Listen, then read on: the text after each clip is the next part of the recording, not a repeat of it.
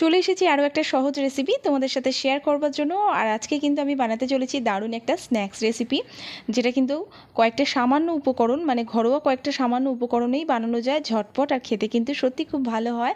তো চলো রেসিপিটা স্টার্ট করে দিই। তো প্রথমে একটু তেল গরম করে নিয়ে পেঁয়াজ দিয়েছি, মানে পেঁয়াজ কুচি, পেঁয়াজটা একটু নরম করে ভেজে নিয়েছি, মানে মোটামুটি 1 মিনিট মতো মিডিয়াম ফ্লেমে। তারপর দিয়েছি এর মধ্যে ক্যাপসিকাম কুচি, সেটাকেও মিডিয়াম ফ্লেমে আমি 2 মিনিট মতো নাড়াচাড়া করার পর কিছু মশলা দিয়েছি, যার মধ্যে নুন, চিলি ফ্লেক্স, গোলমরিচ গুঁড়ো আছে, গরম মশলা গুঁড়ো আর অরিগানো।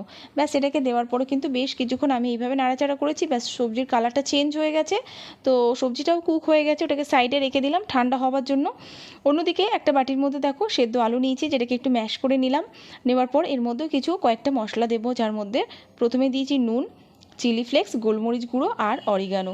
এটা দেওয়ার পরে কিন্তু ভালো করে একটু দেখো এটাকে মিশিয়ে নিচ্ছি আলুর সাথে। সামান্য একটু এর মধ্যে আমি তেলও অ্যাড করে দেবো। তো এখন একটু তেল অ্যাড করে দিয়ে এটাকে আমি ভালো করে মাখিয়ে নিচ্ছি। এরপরে এর মধ্যে আমি দিয়ে দেবো ময়দা। তো এখানে আমি 4 চামচ মতো ময়দা দিচ্ছি। তোমরা চাইলে এখানে ময়দা, আটা দু রকমই কিন্তু ইউজ করতে পারো। তো দেখো ময়দাটা দেওয়ার পরে কিন্তু এটাকে একটু ভালো করে মেখে নেব।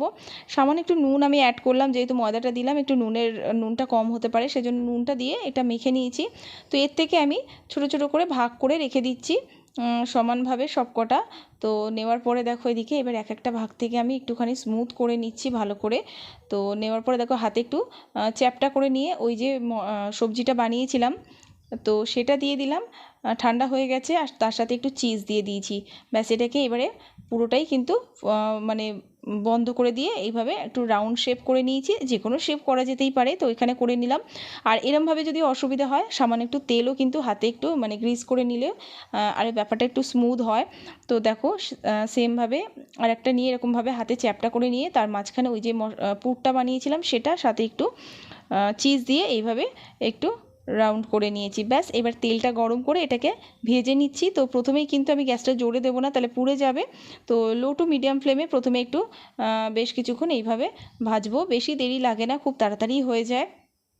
তো এইভাবে কিন্তু উল্টে পাল্টে ভেজে নিলে এটা একদম খাওয়ার জন্য রেডি। তো এরকম অনেক রেসিপি কিন্তু আমার চ্যানেলে আছে, অবশ্যই চেক আউট করে নিও। আর এই রেসিপিটা কেমন লাগলো সেটা কিন্তু জানাতে ভুলো না। তো চলো ভালো থেকো, আবারও দেখা হবে নতুন কোনো রেসিপির সাথে। তো এই রেসিপিটা কিন্তু সত্যি খেতে খুব ভালো, ট্রাই করো কিন্তু। তো চলো টাটা।